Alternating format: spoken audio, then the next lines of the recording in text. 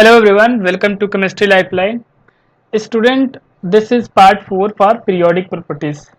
हमने पूरी previous year की सीरीज ही पूरी लॉन्च करी है राइट, जिसमें मैंने सारे क्वेश्चन बहुत ही अच्छे तरीके से डिस्कस किया हुआ है। ठीक है, ये पीरियोडिक प्रॉपर्टीज का पार्ट 4 है। अभी तक आपने पार्ट 1, पार्ट 2 और पार्ट 3 नहीं देखा है तो आप देख सकते हैं। ठीक है, डिस्क्रिप्शन के अंदर जो है मैंने लिंक जो है मैं डाल दूंगा, आप वहाँ से आराम से देख सकते हैं। पढ़ते हैं यहाँ पे। चलिए क्वेश्चन नंबर 32 देखिए आप। तो boron has a smaller first ionization enthalpy than beryllium. Okay, consider the following statement. ठीक है, ठीक है। देखिए यहाँ पे क्वेश्चन के अंदर ये दे रखा है कि हमारे पास बोरोन है, ठीक है, और बेरिलियम है। ठीक है, तो जो बेरिलियम है और आपकी बोरोन है, इनकी जो पहली आयनाइजेशन एनर्जी है ना, फर्स्ट, ठीक है, वो बेरिलियम की क्या है, आपकी ज़्यादा दे रखी है। क्लियर है। अब वो किस वजह से ज़्यादा दे रखी है, उसके लिए कुछ स्टेटमेंट आपको दे रखे हैं। ये 4 टाइप के स्टेटमेंट, 1 2 3 4 करके, है ना। और हमें जो है करेक्ट स्टेटमेंट यहाँ पे पूछा गया है कि करेक्ट स्टेटमेंट आप बताइए, है ना, इसके रिगार्डिंग में। ठीक है, आप इसको कंसिडर करके करेक्ट स्टेटमेंट को आप यहाँ पे बताइए कौन सा होगा। ठीक है, तो ठीक है, हम एक एक करके जो है बारी बारी से पढ़ लेते हैं क्या क्या दे रखा है आपके पास। So okay, it is easier to remove 2p electron than 2s electron. बिल्कुल, ये तो बात सही है। अगर आप देख पाओ तो देखो आप, अगर आप इसकी इलेक्ट्रॉनिक कन्फिग्रेशन की बात करो बोरॉन की, तो 1s2 2s2 2p1 होगा। अगर आप इसकी बात करो तो ये क्या होगा आपका 1s2 2s2, तो ये 2s हो गया आपका, and this is 2p। 2s के अंदर 2 इलेक्ट्रॉन और 2p के अंदर 1 इलेक्ट्रॉन। यहाँ पे 2s है केवल, है ना, अंदर एक इलेक्ट्रॉन मैं नहीं ड्रा कर रहा हूँ, है ना, 1s की कोई मतलब नहीं है। अब देखिए, आप इलेक्ट्रॉन जो है आप आउटर ऑर्बिट से ही आप निकालते हो, तो यहाँ से इलेक्ट्रॉन आपको क्या करना है, एक रिमूव करवाना है और एक इलेक्ट्रॉन यहाँ से आपको रिमूव करवाना है। आयनाइजेशन एनर्जी यही तो होती है ना, आउटर मोड से इलेक्ट्रॉन को निकालना, राइट है कि नहीं। तो आप खुद देखो, ये क्या है, फुली फील्ड। तो जब ये फुली फील्ड है तो यहाँ पे तो फिर एनर्जी हमें ज़्यादा लगानी पड़ेगी ना इलेक्ट्रॉन को निकालने के लिए। तो इस वजह से यहाँ पे आपकी आयनाइजेशन एनर्जी क्या है, हाई है। अब हाई मैं किसके रिस्पेक्ट में बोल रहा हूँ, बेरिलियम के, सॉरी बोरॉन से कंपेयर करके बोल रहा हूँ, ठीक है ना, क्योंकि सारी ये कंपेरेटिव टर्म में ही बात हो रही है यहाँ पे। क्लियर है। तो ये आपकी एनर्जी एनर्जी जो है आपकी काफ़ी हाई आएगी। तो आप देख सकते हो कि जो 2p का इलेक्ट्रॉन है वो 2s से जो है इजीली आप निकाल सकते हो। तो देखिए पहला स्टेटमेंट जो है हमारे पास बिल्कुल करेक्ट हो गया। ठीक है, वैसे ही आप सेकेंड, थर्ड और फोर्थ की आप बात कर सकते हो। ठीक है, तो देखो आप, मैं सेकेंड की सेकेंड भी थोड़ा सा पढ़ लेता हूँ। वैसे पढ़ना तो हमें सब कुछ पड़ेगा। अब देखो 2p electron of boron is more shielded from the nucleus by the inner core of electrons then the 2s electron of beryllium. ये भी बात सही है। ठीक है, इसको मैं अभी आपको समझाता हूँ। ठीक है, सारा ही एक बार पढ़ लेते हैं पहले। ठीक है, उसके बाद ये बोल रहा है 2s electron has a more penetrating power than 2p electron. ये तो पढ़ा ही है आपने। शिल्डिंग इफेक्ट की बात करी जा रही है यहाँ पे कि इसकी जो पेनिट्रेशन पावर है वो ज़्यादा होती है ना। तो बिल्कुल पेनिट्रेशन पावर जो है इसकी ज़्यादा ही होगी ना, क्योंकि जो भी न्यूक्लियस से ज़्यादा करीब रहेगा उसका पेनिट्रेशन पावर क्या होगा, ज़्यादा होगा। पेनिट्रेशन पावर मतलब समझ रहे हो आप, पेनिट्रेशन पावर का ये मतलब है सिंपली कि कौन ज़्यादा न्यूक्लियस के करीब जा रहा है, पेनिट्रेट कर रहा है न्यूक्लियस को ज़्यादा, राइट। तो ज़्यादा जो करीब आपके सबशेल होंगे वही करेंगे। सबसे करीब आपकी ये सबशेल होती है। तो देखो 1 तो बिल्कुल सही था आपका, थर्ड भी सही होना चाहिए, राइट। अभी सेकंड की अभी हमने चर्चा ही नहीं करी। अच्छा चलो एक बार इसको पढ़ लेते हैं। Atomic radius of boron is more than beryllium. तो ठीक है, आप देखो आप एटॉमिक, अगर आप ग्रुप नंबर सेकंड की आप, सॉरी, पीरियड नंबर सेकंड की अगर आप बात करो, जस्ट अ सेकंड, तो पीरियड नंबर सेकंड में अगर आप देखोगे तो कौन कौन से एलिमेंट आते हैं, बोरॉन से आने के तो बहुत सारे एलिमेंट आते हैं, बट ठीक है, हम केवल पी ब्लॉक का मैं कंसिडर कर रहा हूँ। ठीक है, boron, carbon, nitrogen, oxygen, fluorine, neon, यही आता है। ठीक है ना, पी ब्लॉक के अंदर। तो यहाँ पे आप इधर से इधर जाओगे तो क्या होता है, साइज क्या होती है आपकी, डिक्रीज होती है ना, है कि नहीं। पहले आपको बताया था मैंने, है ना, पार्ट 2 पार्ट 3 में बहुत सारे क्वेश्चन इस पर हमने ऑलरेडी किया भी है ना, कि आप लेफ्ट टू राइट अगर आप जाओगे तो एटॉमिक साइज क्या होगी, डिक्रीज होगी। तो बोला जा रहा है यहाँ से आपको कि बोरोन की जो साइज है, जस्ट सेकंड, जो बोरोन का जो एटॉमिक रेडियस है वो ज़्यादा है बेरिलियम से। तो बोरोन आपका ये रहा, और आपका बेरिलियम कहाँ रहा होगा? बेरिलियम आपका यहाँ होता है, लिथियम बेरिलियम, उसके बाद बोरोन आता है। तो आप बताइए बेरिलियम बेरिलियम बड़ा होगा ना बोरोन से, क्योंकि आप इधर से इधर जाओगे तो साइज तो डिक्रीज हो रही है। बात समझ में आई? तो फोर्थ तो बिल्कुल गलत हो गया, ये जो है बिल्कुल गलत है। अब फोर्थ ऑप्शन जहाँ जहाँ पे ना वहाँ पे आप काट दो। देखो ये फोर्थ इसके अंदर दिख रहा है, काट दो। इसके अंदर फोर्थ दिख रहा है, काट दो आप। इसके अंदर भी फोर्थ दिख रहा है, काट दो आप।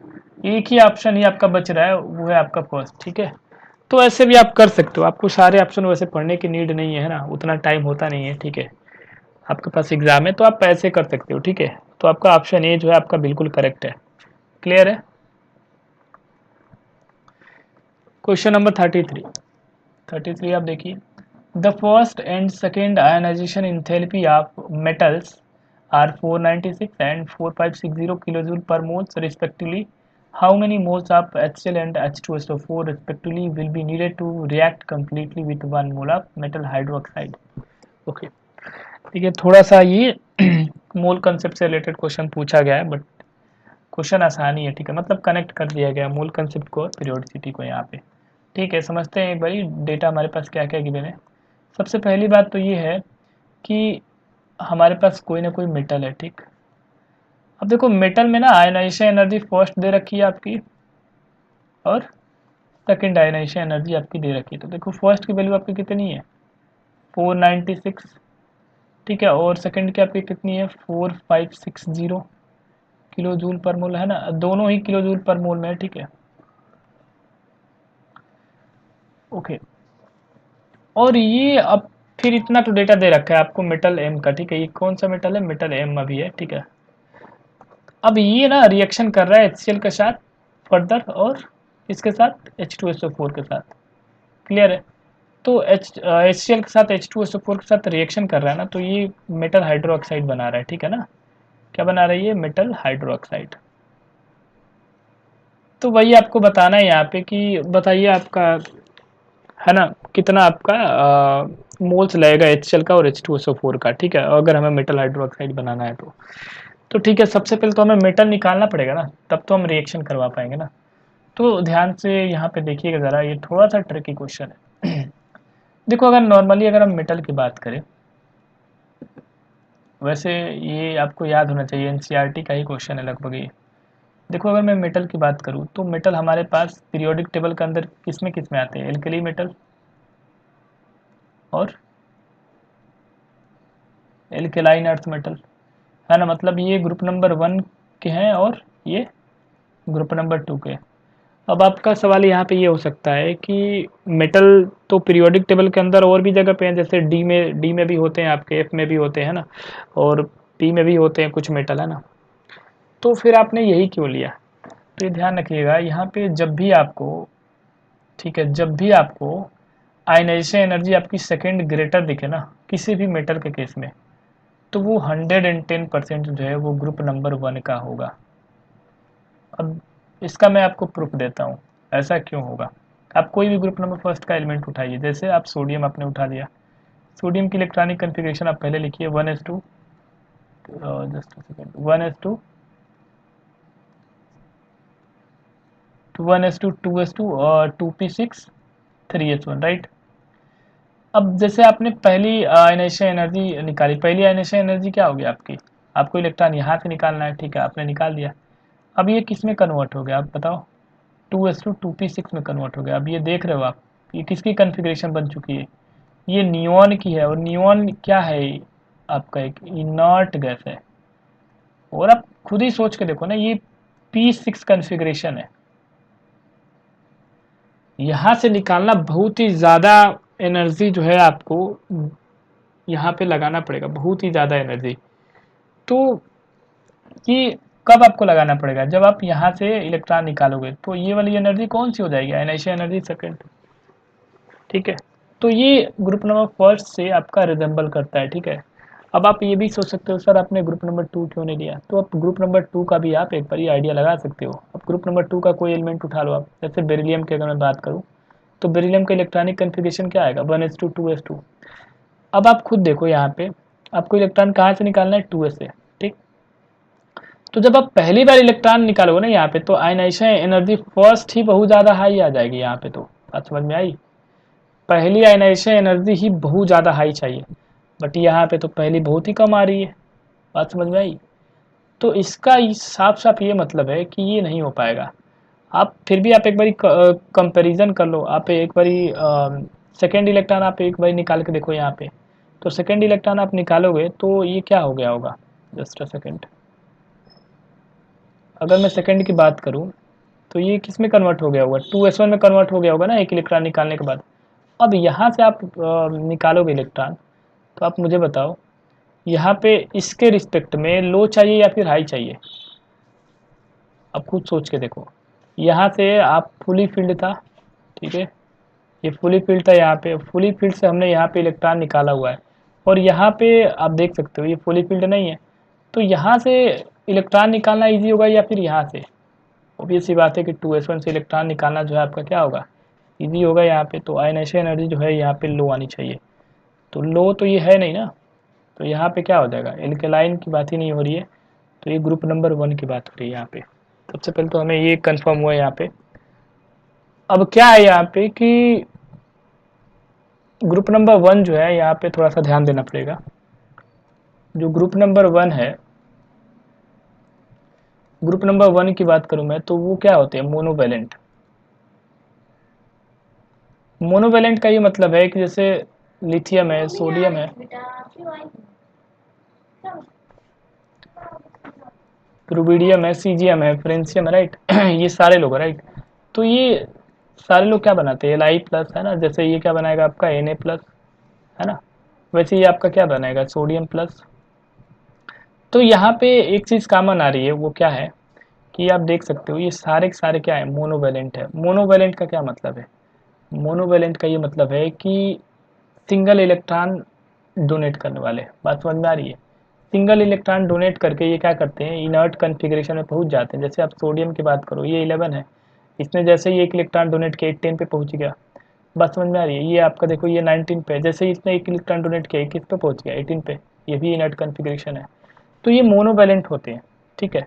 इसी वजह से ये क्या है, मोनोवैलेंट है। तो मोनोवैलेंट मतलब एक इलेक्ट्रॉन ट्रांसफर करेगा। तो बस अब हो गया ना अब हमारा काम। अब हम क्या करेंगे यहाँ पे, हम यहाँ पे चुपचाप क्या करेंगे, रिएक्शन कराएंगे। किसके साथ रिएक्शन करवाना है, तो हमें रिएक्शन करवाना है किसके साथ देखो आप यहाँ पे, देखो आप एक बार ये और क्वेश्चन पढ़ लो, ज़्यादा क्लियर होगा आपका। How many moles of HCl and H2SO4 respectively will be needed to react completely with 1 mole of metal hydroxide, ठीक है। तो स्टार्टिंग में ना मैंने यहाँ पे ये बोल दिया था कि मेटल हाइड्रो ऑक्साइड बन रहा है। मेटल हाइड्रो ऑक्साइड नहीं बना है, sorry for that. Metal hydro oxide से रिएक्शन कराना है इनको, ठीक है ना, ये ध्यान रखिएगा आप। क्लियर है ना, मेटल हाइड्रो ऑक्साइड से यहाँ पे आपको रिएक्शन कराना है। तो कितना मोल जो है आपकी आवश्यकता होगी इन इन दोनों की, तो ठीक है रिएक्शन करवा के देखते हैं। तो अगर आप खुद सोचो, अगर ये क्या है, जस्ट अ सेकेंड, अगर ये मोनोवैलेंट है, ये मैं मिटा देता हूँ ये, है ना। ये आपको समझ में आ ही गया कि ये मोनोवैलेंट कैसे है, इसलिए मैंने दिखाया हुआ था। तो देखो अगर आप ये मोनोवैलेंट है तो इसका जो हाइड्रो ऑक्साइड होगा वो कैसा रहा होगा। जैसे मैं इसका हाइड्रो ऑक्साइड बनाऊँ, जस्ट अ सेकेंड, इसका हाइड्रो ऑक्साइड में बनाऊंगा क्या बनेगा, LiOH। इसका मैं बनाऊंगा क्या बनेगा, NaOH, है ना। तो मैं लिख सकता हूँ ना यहाँ पे MOH लिख सकता हूँ ना। MOH को जो है मैं रिएक्शन कराता हूँ किसके साथ, एक बार HCl के साथ रिएक्शन कराता हूँ और एक बार मैं रिएक्शन कराता हूँ H2SO4 के साथ। क्लियर है। अब ये इसके साथ अगर आप रिएक्शन कराओगे तो क्या बनेगा आपका, वाटर बाहर निकल जाएगा ना, और क्या बनेगा आपका, आपके पास MCl बन जाएगा, ठीक है। और यहाँ पे अगर आप इसका रिएक्शन कराओगे, ठीक है, तो यहाँ पे भी वाटर बनेगा आपका, ठीक है, वाटर बनेगा और साथ में आपका M2SO4 बनाना पड़ेगा आपको, ठीक है, M2SO4, ठीक है। तो ये रिएक्शन तो बैलेंस नहीं हुई ना, बैलेंस करना पड़ेगा, ठीक। क्लियर है। अब देखो ये थोड़ा सा आपको ज़्यादा फील नहीं आ रहा होगा, मैं आपको दिखाता हूँ, एक बार फील करता हूँ। देखो NaOH रखो आप, ठीक है, सोडियम आप रख दो मेटल की जगह पे और आप HCl से रिएक्शन करो, बताओ क्या बनेगा, H2O प्लस NaCl, अगर मैं इसकी बात करूँ तो देखो आप NaOH है, 2NaOH प्लस H2SO4, बताओ क्या बनेगा यहाँ पे। अब ये तो रिएक्शन देखी हुई है ना, ये तो कोई नई रिएक्शन है नहीं, Na2SO4 प्लस 2H2O है कि नहीं, क्लियर है इतना। तो आप यहाँ पे खुद देखो, यहाँ पे जस्ट अ सेकेंड, यहाँ पे ध्यान से देखिएगा कि हमारे पास अगर 1 मोल अगर हाइड्रो ऑक्साइड का है, मेटल हाइड्रो ऑक्साइड का है, ठीक है, तो हमारे पास 1 मोल क्या चाहिए, HCl भी चाहिए। बात समझ में आई यहाँ पे, ये ध्यान दीजिएगा आपकी, अगर हमारे पास 1 मोल ऑफ MaOH है, उसके लिए क्या रिक्वायर्ड है, 1 मोल ऑफ क्या चाहिए, HCl चाहिए, ठीक। किससे हमने देखा, ये मान लीजिए ये इक्वेशन नंबर 1 है, ये इक्वेशन नंबर 2 है, राइट। अब देखिए आप, अब H2SO4 की बात करते हैं, ठीक है। अब देखो आप यहाँ पे देखो आप, हमारे पास 2 हाइड्रो ऑक्साइड का मोल है, ठीक है, 2 हाइड्रो ऑक्साइड का क्या है, मोल है। तो हमारे पास H2SO4 क्या आ रहा है, 1 मोल। तो अगर मैंने 1 मोल हाइड्रो ऑक्साइड लिया हुआ है, अगर मैंने 1 मोल हाइड्रो ऑक्साइड लिया हुआ है, क्योंकि चूंकि क्वेश्चन में ना 1 मोल के लिए ही पूछा गया था, ये ध्यान रखिएगा। तो अगर हमने 1 मोल लिया हुआ है तो आप बताओ 2 मोल पे जो है, जस्ट अ सेकेंड, 2 मोल पे जो है आपका कितना, आपका H2SO4 यूज हो रहा है, 1 मोल। तो 1 मोल अगर यहाँ पे MaOH है आपका, तो ये कितना यूज हो रहा होगा, हाफ ना, 1/2 ना। अरे इसका आधा ही तो यूज हो रहा है, ये 2 मोल है तो ये 1 मोल है, तो ये अगर 1 मोल होगा तो ये हाफ हो जाएगा ना, हाफ मोल ऑफ H2SO4। तो आपकी H2SO4 की कितनी आ जाएगी, 0.5 mole of H2SO4 is needed here, right. तो 0.5 मोल जो है आपका H2SO4 का चाहिए, और आपका 1 मोल जो है आपका HCl का चाहिए, ठीक है ना। तो यही आपका ऑप्शन हो जाएगा। तो ये देखो आपका ऑप्शन कौन सा होगा, कौन सा हो जाएगा आपका ऑप्शन, 1 मोल आपका HCl चाहिए है ना, और 0.1 मोल। हाँ, ऑप्शन डी जो है आपका बिल्कुल करेक्ट है, ठीक है ना। तो ये क्वेश्चन जो है बहुत बढ़िया क्वेश्चन था, ठीक है, इसको आप अच्छे से कर लीजिएगा, ठीक है। क्वेश्चन नंबर 34 देखिए आप।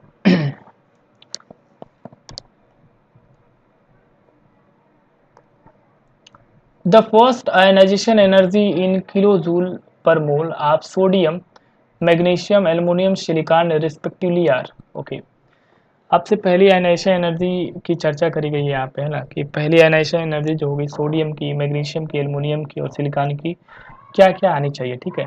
तो ठीक है, ये सब भी हमने कल पढ़ा हुआ था, है ना, पार्ट 3 के अंदर। फिर भी मैं आपको बताता हूँ, पर देखो आप पहले भाई ग्रुप, पहले आप लिखो पीरियड वाइज। देखो आप, हाइड्रोजन हीलियम है ना, यहाँ पे क्या होता है, lithium, beryllium, boron, carbon, nitrogen, oxygen, fluorine, neon, है ना, ऐसे करके होता है, राइट, है ना। यहाँ पे क्या होता है आपका सोडियम, मैग्नीशियम, है ना। यहाँ पे क्या होता है, देखो यहाँ पे बीच में ना डी ब्लॉक होता है। कभी आप ये ना सोचते सर डी ब्लॉक तो गायब कर दिया आपने, है ना, वो मैं कंसिडर ही नहीं कर रहा हूँ, ठीक है। हमें जितना बस नीडेड है, बस मैं वही बना रहा हूँ पीरियोडिक टेबल, ठीक है।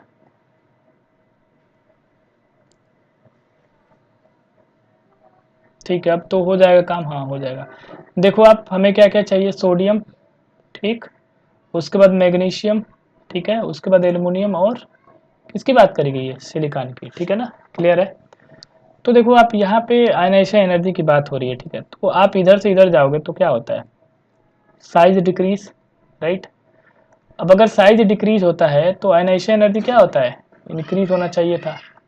तो देखिए आप, एक्सपेक्टेड क्या होना चाहिए था, ध्यान दीजिएगा यहाँ पे, एक्सपेक्टेड आपका क्या आना चाहिए था, सिलिकॉन की सबसे ज़्यादा, फिर आपकी एल्युमिनियम की, और फिर आपकी क्या, मैग्नीशियम की, और फिर सोडियम की, यही आनी चाहिए थी ना।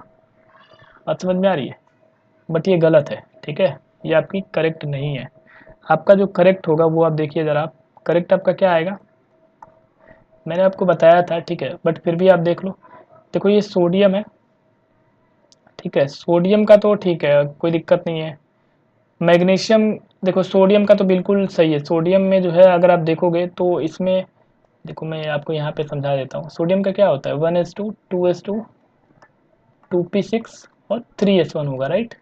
वैसे ही आप मैग्नीशियम का देखोगे तो मैग्नीशियम का क्या होगा 3s2, ठीक है। वैसे आप एल्युमिनियम का देखोगे तो क्या होगा 3s2 3p1, ठीक है। वैसे आप सिलिकॉन का देखोगे तो ये क्या होगा आपका 3s2 3p2, क्लियर है। तो देखो आप यहाँ पे तो कोई दिक्कत नहीं है, ठीक है। अब जरा आप ध्यान देना, ये मैग्नीशियम और आपका क्या है, यहाँ पे एल्युमिनियम है। तो देखो मैग्नीशियम से एल्युमिनियम जब भी आप जाओगे ना, तो देखो यहाँ से इलेक्ट्रॉन आपको निकालना पड़ेगा एस से, ठीक है। यहाँ से 3s से आपको इलेक्ट्रॉन निकालना है, यहाँ पे 3p पे निकालना है, क्योंकि सेम सेल है ना। तो यहाँ पे ज़्यादा एनर्जी कहाँ लगेगी, ज़्यादा एनर्जी यहाँ लगेगी ना। तो ये जो है ना यहाँ पे जंप करता है, ये यहाँ पे आ जाएगा आपका। तो ये आपका एल्युमिनियम यहाँ पे आ जाता है, मैग्नीशियम आपका यहाँ पे, और फिर सिलिकॉन तो अपने जगह पे, ठीक है। तो ये 1 इलेक्ट्रॉन जंप होता है, ये ध्यान दीजिएगा। तो सबसे कम जो रहा होगा वो आपका किसका रहा होगा, ये आपका सोडियम का रहा होगा। तो सबसे कम वैल्यू जो आपकी आ रही है, आप डेटा के हिसाब से देख लो 496, फिर उससे थोड़ी सी ज़्यादा 577, राइट। फिर उससे ज़्यादा किसकी आएगी 737 मैग्नीशियम की आएगी, ठीक है, क्लियर है। और फिर आपकी किसकी आएगी, आपकी किसकी आएगी 786 सिलिकॉन की आएगी।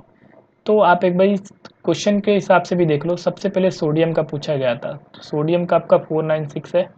देखो आप पहले सोडियम का पूछा गया था, फिर आपका मैग्नीशियम का पूछा गया, ध्यान दीजिएगा, फिर आपका मैग्नीशियम का पूछा गया, ठीक है। तो ऐसे क्वेश्चन में ऑर्डर भी चेंज करके ना कभी कभी स्टूडेंट को जो है ना वो कर दिया जाता है, ठीक है, क्लियर है, परेशान किया जाता है काफ़ी। तो मैग्नीशियम का आप देखो, मैग्नीशियम का कितना आएगा 737, राइट। और फिर आपका किसका पूछा गया है, एल्युमिनियम का पूछा गया है। तो एल्युमिनियम का है ही हमारे पास डेटा 577, एंड लास्ट जो होगा आपका वो सिलिकॉन का होगा 786। तो आप देखिए आंसर कौन सा होगा आपका, आप खुद देख के बताइए। यहाँ पे एक ही ऑप्शन मैच हो रहा है, ठीक है, डी वाला। ये ध्यान रखिएगा ऐसे क्वेश्चन को, ठीक है। क्वेश्चन नंबर 36 है, 35 ही था ना, सॉरी 35 मिस आउट हो रहा था। 35 देखिए आप the third ionization enthalpy is minimum for, देखिए थर्ड आयनाइजेशन एनर्जी की बात हो रही है। सबसे पहले आप फटाफट से जो है आप इसका इलेक्ट्रॉनिक कन्फिग्रेशन आप लिखे, Mn है, ठीक है। Mn का अगर आप लिखोगे तो क्या आएगा, आर्गन 3d5 4s2। मैंने आपको इलेक्ट्रॉनिक कन्फिग्रेशन जो है लिखना सिखाया है एटॉमिक स्ट्रक्चर वाले सीरीज में, वहाँ पे मैंने पूरे PYQ जो है मैंने सॉल्व कराए थे, ठीक है। आप वहाँ से जाके देख लेना, ठीक है ना। उसके बाद अगर मैं निकल की बात करूँ, ठीक है, तो निकल का 28 होता है, इसका इलेक्ट्रॉनिक कन्फिग्रेशन क्या आएगा 3d8 4s2, क्लियर है। अगर मैं कोबाल्ट की बात करूँ यहाँ पे, तो कोबाल्ट का आपका क्या आ जाएगा, ये 27 होता है, आर्गन 3d7 4s2, ठीक है। और फिर से आयरन की अगर मैं बात करूँ तो ये 26 पे होता है, ठीक है ना, 3d6 4s2, क्लियर है। तो आप ध्यान दीजिए यहाँ पे थर्ड आयनाइजेशन एनर्जी की बात हो रही है, ठीक है ना, इसको ध्यान में रखना है आपको। तो पहली दूसरी की बात नहीं हो रही है, यहाँ पे थर्ड की बात हो रही है। आप खुद बताओ, अगर थर्ड की अगर कहीं पे बात हो रही है, देखो मैं यहाँ पे कोई भी एक कंसीडर कर लेता हूँ आपको समझाने के लिए। यहाँ पे जस्ट सेकंड, मैंने Mn का ही कंसीडर कर लिया, ठीक है। Mn का आपका इलेक्ट्रॉनिक कन्फिग्रेशन क्या है, आर्गन 3d5 4s2 है, ठीक। तो बाहरी इलेक्ट्रॉन आपका क्या है 4s है, और अंदर वाली इलेक्ट्रॉन आपकी क्या है 3d है ना। इसमें कितने इलेक्ट्रॉन है 1 2 3 4 5, और इसके अंदर 2 इलेक्ट्रॉन। तो सबसे पहले इलेक्ट्रॉन कहाँ से निकलेगा, यहाँ से निकलेगा। तो ये आपकी कौन सी हो गई, आयनाइजेशन एनर्जी फर्स्ट हो गई।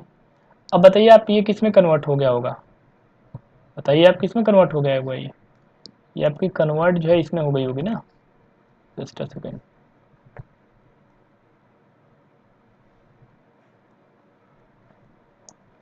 जैसे ही आपने एक इलेक्ट्रॉन यहाँ पे निकाला, किस में कन्वर्ट हो जाएगा ये, इस वाले कन्फिग्रेशन में। अब 4s इलेक्ट्रॉन तो गायब हो गया ना एक। कब आयनाइजेशन एनर्जी आपने सेकंड लगाया यहाँ पे, ठीक है। अब आपने क्या किया, सेकंड लगाया। अब कहाँ से इलेक्ट्रॉन गायब होगा, यहाँ से। तो अब जो कन्फिग्रेशन आपका बनेगा वो क्या बन जाएगा, केवल 1 2 3 4 5, ठीक है। अब यही, अब तो यही रहेगा ना। अब तो ये 4s के अंदर तो कुछ रहा ही नहीं ना, अब ये चला जाएगा, तो 3d के अंदर रहा। अब देखो आप, अब आप यहाँ पे ना आयनाइजेशन एनर्जी 3 की आवश्यकता पड़ेगी आपको, बात समझ में आ रही है ना। तो अब ना आपको यहाँ पे आप सिंपल बस समझो कि जब भी सेकंड की बात हो रही है ना, तो आप इन सबको गायब कर दो, ठीक है, इन सबको जो है आप गायब कर देना इनको, ठीक है, इनको हटा दो, इनको हटा दो, मतलब ये 4s तो गायब ही कर दो। बात समझ में आई है ना, यही समझाना चाहता था मैं आपको। अब तो आपका क्वेश्चन ईजी हो गया। अब देखो आप, ये क्या हो गया आपके पास 3D5 हो गया, ठीक है। वैसे ही अगर आप ये Mn का मैंने लिखा हुआ है, ठीक है, वैसे ही आप यहाँ पे निकल का लिखो, निकल का कितना आएगा 3D8। वैसे ही आप यहाँ पे कोबाल्ट का लिखो, कोबाल्ट का कितना आएगा आपका D7, 3D7। और ये आपका आयरन का कितना आएगा 3D6।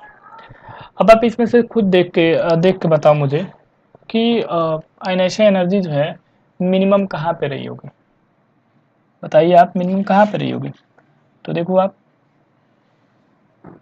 मिनिमम कहाँ पे रही होगी आपकी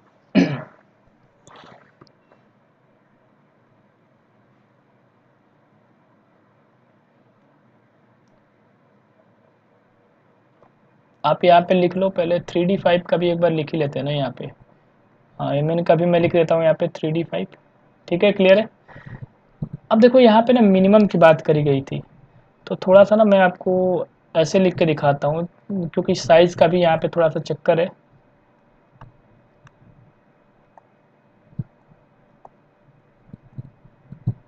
ठीक, क्लियर है। तो साइज आप जानते हो ना, पीरियड के अंदर आप जाओगे लेफ्ट टू राइट तो क्या होगा आपका साइज क्या होगा, डिक्रीज होगा। साइज डिक्रीज होगा तो भी आपकी आयनेशन एनर्जी क्या होती है, इंक्रीज होती है। बात समझ में आ रही है आपको। तो आप अगर आप ध्यान से देखना चाहते हो तो देखो ये निकेल है, ठीक, जस्ट अ मिनट, ये आपका निकेल है, ठीक है। उसके बाद आपके पास क्या है, आयरन है, और Mn भी है, और आपसे क्या पूछा गया है, कोबाल्ट की भी बात करी गई। तो सबसे ज़्यादा किसका आना चाहिए, निकल्स का ही आना चाहिए, ठीक है, सबसे ज़्यादा आपका निकल का आना चाहिए। और आप देखो यहाँ पे निकल का आना चाहिए सब, देखो मैं एक बार आयनेशन एनर्जी का आर्डर लिख ही देता हूँ। सबसे ज़्यादा एक बार किसका आएगा, निकल का आएगा, ठीक है, क्लियर है। उसके बाद आपका किसका आना चाहिए, बताइए आप किसका आना चाहिए, कोबाल्ट का आना चाहिए ना, ठीक है। अच्छा इन दोनों में से किसका आगे आएगा, इन दोनों में से अगर आप देखोगे तो ध्यान से देखिएगा आप, यहाँ पे ना Mn का ज़्यादा आएगा, ठीक है, Mn का ज़्यादा आएगा एज़ कम्पेयर टू Fe। अब आप ये पूछोगे कि ये कैसे हो गया, तो फिर से वही रूल है, ठीक है, फिर से वही रूल है। अगर आप देखोगे Mn के अंदर तो ये क्या है, हाफ फील्ड है, क्या है जी, ये हाफ फील्ड है। तो जब ये हाफ फील्ड है, ठीक है, तो ये क्या करेगा आपका, ये 1 इलेक्ट्रॉन जंप होता है, ठीक है, हमेशा याद रखना है 1 इलेक्ट्रॉन जंप ही करवाना है, अधिक नहीं करवाना है यहाँ पे। तो सबसे मिनिमम किसका हो गया आपका, यहाँ पे आयरन का हो गया, ठीक है ना। ये भी काफ़ी बढ़िया क्वेश्चन था, ठीक है, काफ़ी अच्छा क्वेश्चन था ये भी। तो आप यहाँ पे ऑप्शन डी जो है आप मार्क कर लेना, क्लियर है। अब आप और क्वेश्चन कुछ देखो 36, ओके, क्वेश्चन नंबर 36 आप देखिए आप,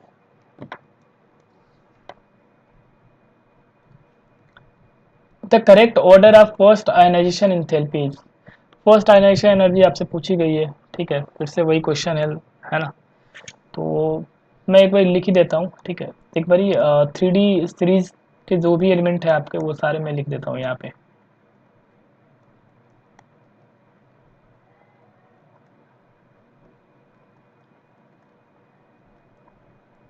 क्लियर है। अब भी देखो इसका ट्रिक मैंने बता रखा है आपको ऑलरेडी, ठीक है, पार्ट थर्ड के अंदर। देखो मैं फिर भी आपको बताता हूँ, बस सुनो, टी वी क्रो मत फे को नी कू जी, है ना, आप 4 बार 5 बार पढ़ोगे आपको याद हो जाएगा। सुनो टी वी क्रो मत फे कू नी कू जी, राइट, क्लियर है, ओके। तो हमें किसकी किसकी पूछी गई है, आप पहले उसको मार्क कर लो, एम एन की, टी आई की, ठीक है, जेड एन की, और किसकी पूछी गई है, निकल्स की, राइट, बस। तो आप देख लो ना, फिर तो ये तो आसानी है, इसमें तो कुछ दिक्कत है नहीं। देखो अनायशन एनर्जी की बात करी गई है, ठीक है, तो साइज इधर से इधर आप जाओगे तो आपकी अनायशन एनर्जी क्या होगी, साइज आपकी क्या होगी, डिक्रीज। तो साइज जैसे डिक्रीज होता है आपका अनायशन एनर्जी क्या होता है, बढ़ जाएगा ना। देखो साइज डिक्रीज होने का ये मतलब है कि साइज जो है आपकी छोटी हो रही है, तो फिर इलेक्ट्रॉन निकालना वहाँ से ईजी नहीं होगा ना, क्योंकि साइज छोटा होने का क्या मतलब है, साइज छोटा होने का ये मतलब है कि यहाँ पे न्यूक्लियस से अट्रैक्शन जो है ना इलेक्ट्रॉन का काफ़ी ज़्यादा बढ़ जाता है, तो फिर वो इलेक्ट्रॉन जो है आप निकाल ही नहीं पाओगे, इस वजह से वहाँ पे आयनाइजेशन एनर्जी क्या होती है, धीरे धीरे बढ़ने लगती है। ठीक है, अलॉन्ग द पीरियड आप जाओगे तो आपकी आयनाइजेशन एनर्जी क्या होगी, बढ़ने लगेगी। तो सबसे ज़्यादा जो आपकी आएगी ना, वो ध्यान रखिए आप, सबसे ज़्यादा आपकी जो आनी चाहिए थी वो वैसे जिंक की आनी चाहिए थी। ठीक है, सबसे ज़्यादा किसकी आनी चाहिए थी, जिंक की। क्लियर है? ठीक है, तो हमने जिंक का तो लगा लिया। उसके बाद से किसका आना चाहिए था, उसके बाद से आपकी आएगी निकल्स की आएगी। ठीक है, उसके बाद से ज़रा ध्यान दीजिएगा आप, ये Mn है और ये Ti है। ठीक है, तो इसमें कोई लोचा ही नहीं है ना। अगर ये यहाँ पे Fe होता तो ये 1 इलेक्ट्रॉन जंप करके यहाँ पे चलता, लेकिन यहाँ पे Fe की बात ही नहीं करी गई ना, तो फिर यहाँ पे Mn का तो ज़्यादा होगा ही होगा, और फिर ये आपका टाइटेनियम का होगा। यहाँ पे कोई एक्सेप्शन नहीं है। ठीक है, तो टाइटेनियम का सबसे कम होगा। ठीक है, और सबसे ज़्यादा होगा आपका जिंक का। तो एक ही ऑप्शन ही है। ठीक है, ऑप्शन डी है आपका। क्लियर है ना? तो ये काफ़ी आसान आसान से question. In comparison to boron beryllium has, okay, beryllium का कंपैरिजन करा जा रहा है बोरॉन के साथ। ठीक है, in comparison to boron beryllium has, okay. अब ये सारी चीज़ें बेरिलियम के रिस्पेक्ट में दी गई हैं। ठीक है, बेरिलियम का डेटा दे गया आपको। तो पहले हम बेरिलियम और बोरॉन का जो है पहले इलेक्ट्रॉनिक कन्फिग्रेशन लिख लेते हैं। ठीक है, ये बेरिलियम का हो गया और यहाँ पे बोरॉन का मैं लिख लेता हूँ। बेरिलियम का आपको एटॉमिक नंबर पता ही है ना, बोरॉन का भी पता है ना। इलेक्ट्रॉनिक कन्फिग्रेशन आप लिखिए ज़रा इसका। इसका होगा 1s2 2s2, इसका होगा आपका 1s2 2s2 2p1। क्लियर है? ओके, तो सबसे ओके, तो स्टेटमेंट पढ़ते हैं। ठीक है, अपने आप निकल जाएगा आंसर हमारा। Lesser nuclear charge and lesser first ionization energy in comparison to boron beryllium है। देखिए सारी चीज़ें जो है ना बेरिलियम की बात करी जा रही है बोरॉन के रिस्पेक्ट में।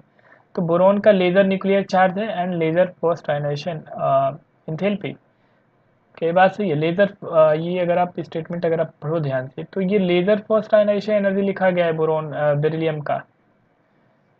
तो ये क्या बात सही है? बिल्कुल नहीं, ये तो गलत है ना। बेरिलियम का अगर आप आयनाइजेशन एनर्जी अगर आप देखो तो हायर होता है ना। अभी अभी मैंने आपको पढ़ाया है कि यहाँ से इलेक्ट्रॉन जो है आपको 2s ऑर्बिटल से निकालना पड़ता है, और यहाँ पे आपको इलेक्ट्रॉन कहाँ से निकालना है, 2p से निकालना है। तो यहाँ पे अगर आप इलेक्ट्रॉन निकालोगे तो यहाँ पे आपको आयनाइजेशन एनर्जी क्या चाहिए, हाई चाहिए। यहाँ पे आप लो भी दोगे तो आपका निकल जाएगा। ठीक है, क्लियर है? तो बेरिलियम की जो आयनाइजेशन एनर्जी होगी वो हाई चाहिए, ना कि लो चाहिए। ठीक है, तो ये तो गलत हो गया आपका ऑप्शन। आप यहाँ पे पढ़ो लेजर फर्स्ट आयनाइजेशन एंथैल्पी दे रखी है, फिर से कम दिखा दिया, भी गलत हो गया। इन दोनों में जो है आपके हायर दिखा रखी है। ठीक है, तो इन दोनों को पढ़ना पड़ेगा। So greater nuclear charge and high first ionization energy के न्यूक्लियर चार्ज की बात करी गई है। ठीक है, तो एक बार मैं आपको बता दूं, ये सारे ग्रुप नंबर सेकंड के सॉरी सॉरी सारे पीरियड नंबर सेकंड के एलिमेंट है आपका। ठीक है, एक बार पीरियड नंबर सेकंड आप लिखिए ज़रा। Lithium beryllium boron carbon nitrogen oxygen and fluorine and neon, right, यही होते हैं ना। तो अगर आप लेफ्ट टू राइट ऐसे, सॉरी फॉर डेट,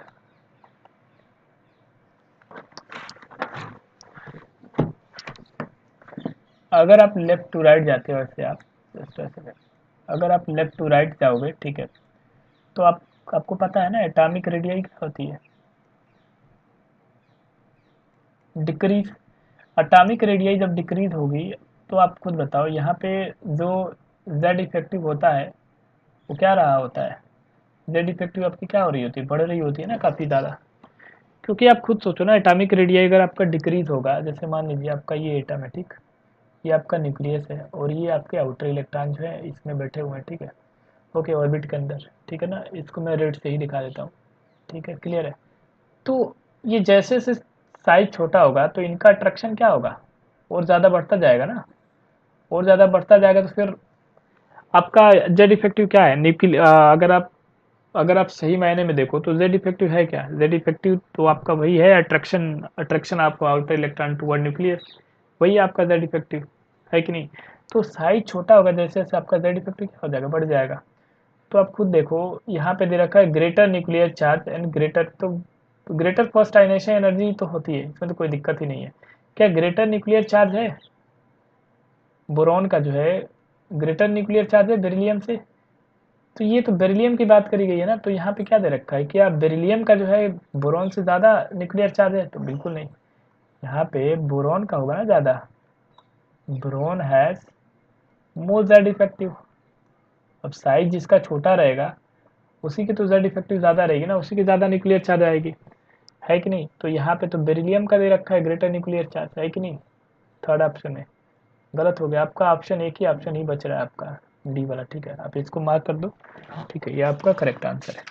क्लियर है, ठीक है ना। अब आगे चलते, ऐसे बड़ी आसान आसान से क्वेश्चन दे रखे हैं, ठीक है, कोई ज़्यादा डिफिकल्ट क्वेश्चन नहीं है आपका। The elements having greater difference between its first and second ionization energies। तो ये यहाँ पे एल्कली मेटल के केस में होता है ये वाला चीज़, ठीक है, ये भी बताया गया था एल्कली मेटल के केस में ये, राइट। अभी मैंने ऊपर बताया हुआ है कि ये एल्कली मेटल के केस में, राइट। अब एल्कली मेटल के केस में कैसे, जैसे मान लो मैंने सोडियम का लिया था एग्जाम्पल, 1s2 2s2 2p6 है, राइट, 3s1, राइट। तो पहली आयनाइजेशन एनर्जी में क्या होगी, आपकी इलेक्ट्रॉन कहाँ से जाएगी, इस वाला ऑर्बिटल से। तो निकालना क्या होगा, इजी होगा, लो होगा पहले ही। तो जैसे ही दूसरी निकालोगे आप आयनाइजेशन एनर्जी 2, तो अब इलेक्ट्रॉन कहाँ से जाएगी, 2p6 से, काफ़ी ज़्यादा हाई होती है। तो यहाँ पे जब आप डेल्टा एच निकालोगे, मतलब इन दोनों का जो डिफरेंस होगा, ठीक है, आयनाइजेशन एनर्जी का, ठीक है, तो आपका क्या आएगा, जो IE2 है वो काफ़ी ज़्यादा आएगा IE1 से, ठीक है, और ये वैल्यू जो है आपकी काफ़ी ज़्यादा हाई आती है, ठीक है। और ये केवल और केवल एल्कली मेटल के केस में ही होता है। तो एल्कली मेटल कौन सा इसके अंदर से, सेकंड, ये तो सेकंड ग्रुप का है, ठीक है, ये भी आपका सेकंड से, ये तो आपका ट्रांजिशन एलिमेंट है, तो फर्स्ट ऑप्शन ये हो गया, है ना। तो ऑप्शन जो है आपका कौन सा हो जाएगा, डी वाला होगा। क्लियर है, ये भी आसान सा क्वेश्चन था, यहाँ पे इसमें कुछ था नहीं। Question number 39, which of the following item has the highest first ionization energy. आपसे पहली आयनाइजेशन एनर्जी पूछी गई है कि किसकी ज़्यादा आएगी। तो ठीक है, अब देख लेते हैं किसकी ज़्यादा आएगी, है ना। अब देखो यहाँ पे आपके पास क्या है, सबसे पहले आपके पास सोडियम है, ठीक, उसके बाद पोटेशियम है, ठीक है, और क्या है, सी में आपके पास स्कैंडियम है, और डी में आपके पास क्या है, रुबिडियम है। तो एक बार ज़रा ध्यान रखो आप, ये सारे क्या है, फर्स्ट ग्रुप के हैं। तो पहली आयनाइजेशन एनर्जी तो काफ़ी लो होती है ना, जैसे मान लो कि अगर मैं इसकी बात करूँ तो इसका इलेक्ट्रॉनिक कन्फिगरेशन क्या होता है, आउटर वाला 3s1, इसका 4s1, है ना। और वैसे ही अगर आप इसका देखोगे, है ना, तो कितना आ जाएगा,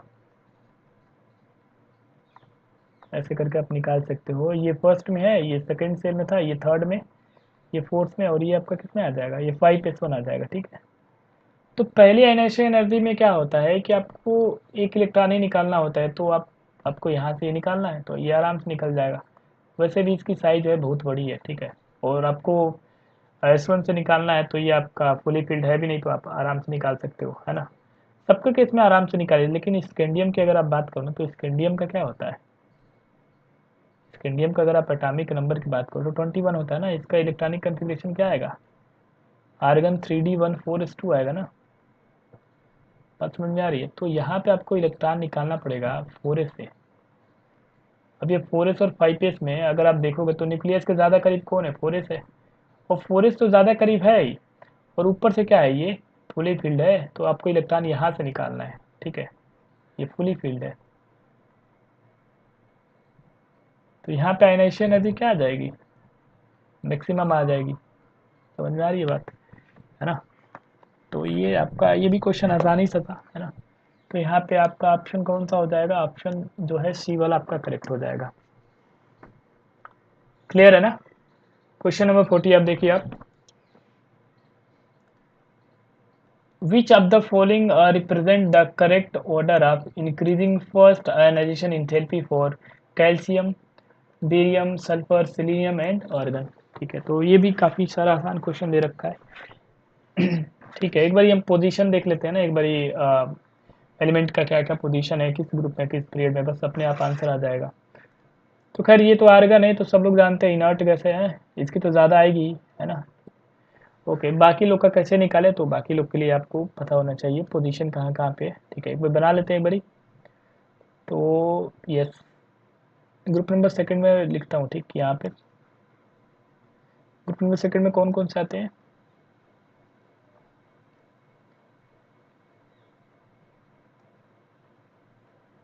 है ना, यही है,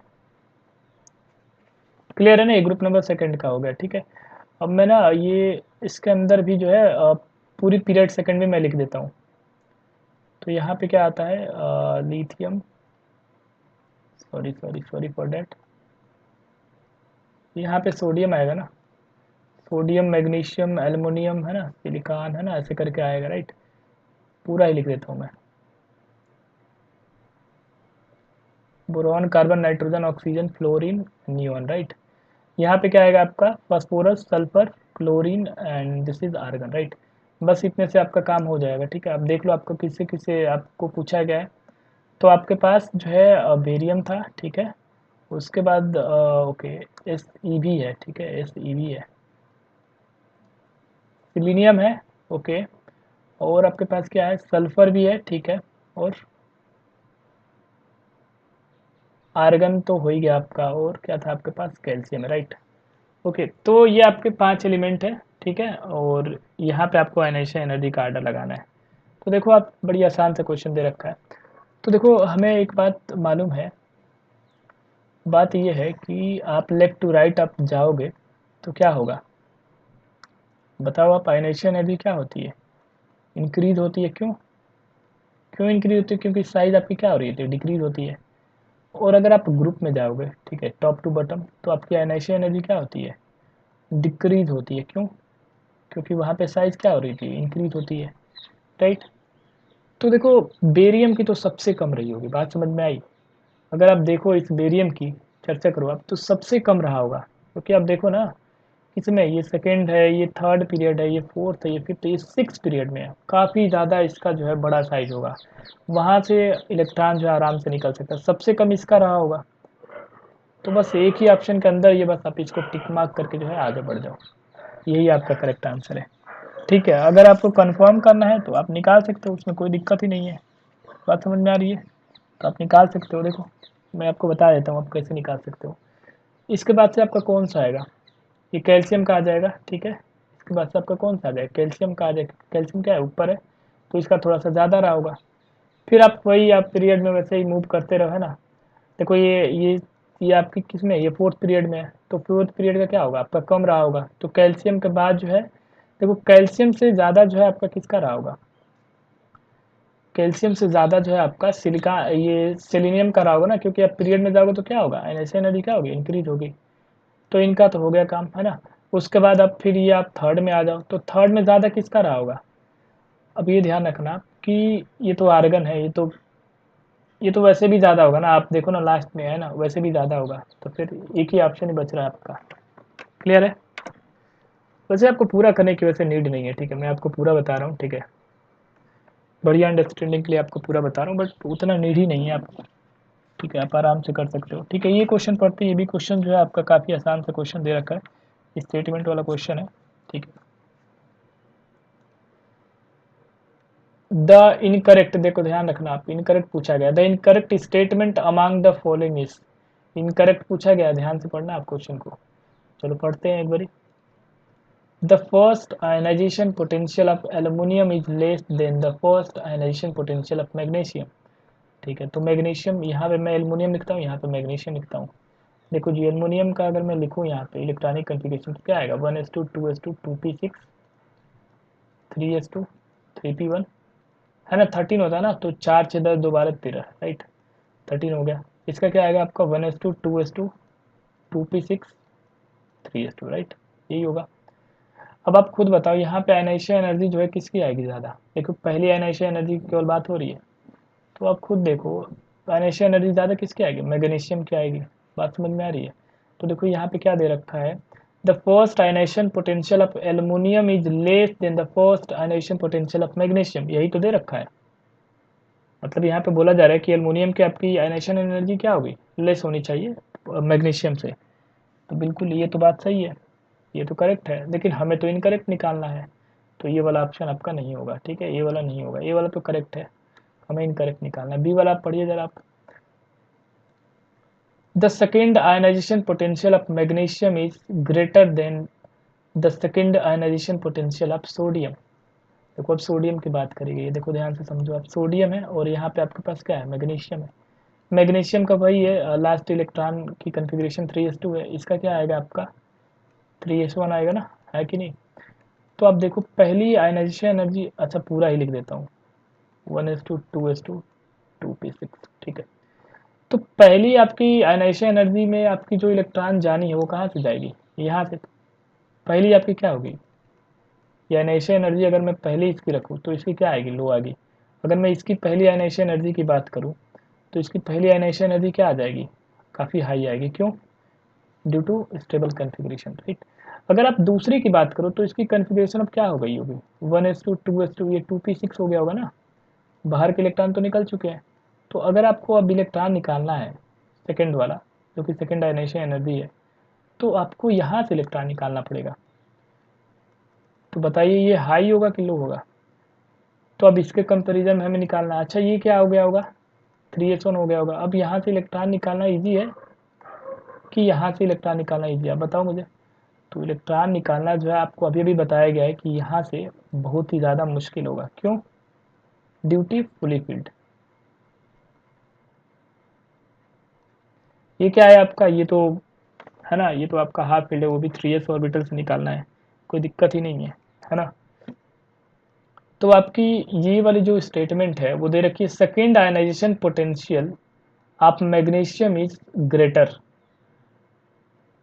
देखो इसका ग्रेटर दे रखा है सेकेंड की, तो क्या ये ग्रेटर है, तो लो है ना ये इसके कंपैरिजन में।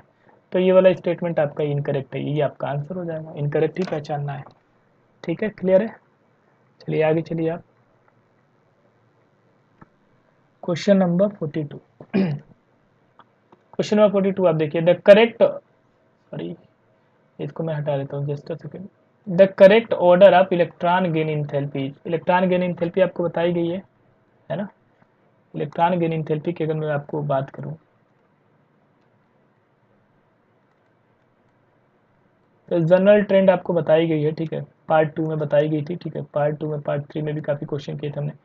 तो अगर मैं पीरियड की बात करूँ, देखो मैं जनरल ट्रेंड की बात कर रहा हूँ, उसमें एक्सेप्शन भी आते हैं, ठीक है, तो मैं जनरली बात कर रहा हूँ। अगर पीरियड की बात करें लेफ्ट टू राइट, तो वहाँ पे इलेक्ट्रॉन गेन इंथैल्पी आपकी क्या होती है, इंक्रीज करती है, क्यों, क्यों आपकी इंक्रीज करती है, क्योंकि इलेक्ट्रोनिगेटिविटी आपकी बढ़ रही होती है, इस वजह से आपकी इलेक्ट्रॉन गेन इंथैल्पी अभी आपकी क्या हो रही होती है, इंक्रीज हो रही होती है, राइट। अगर आप ग्रुप की बात करो तो ग्रुप में हमें टॉप टू बटम जाना होता है, राइट, है कि नहीं। तो टॉप टू बटम आपको जाना होता है, वहाँ पे क्या होता है, आपकी इलेक्ट्रोनिगेटिविटी घट रही होती है, और साथ साथ क्या हो रहा होता है, यहाँ पे एटॉमिक साइज भी जो है आपका काफ़ी ज़्यादा बढ़ रहा होता है, ठीक है। तो वहाँ पे आपका ईजी क्या होता है, डिक्रीज हो रहा होता है, ठीक है।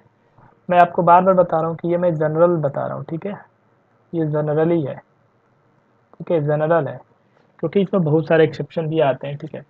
अब देखो ये जो क्वेश्चन आपसे पूछा गया ना, उसमें भी शायद एक्सेप्शन आ जाए आपका। तो सबसे पहले तो आप समझिए आप कि ये सारे आपके एलिमेंट दे रखे हैं, पहले आपको इसका पोजीशनिंग जो है ना देखना पड़ेगा कि किस कहाँ पे ये लाई करते हैं ना, कौन से पीरियड में कौन से ग्रुप में।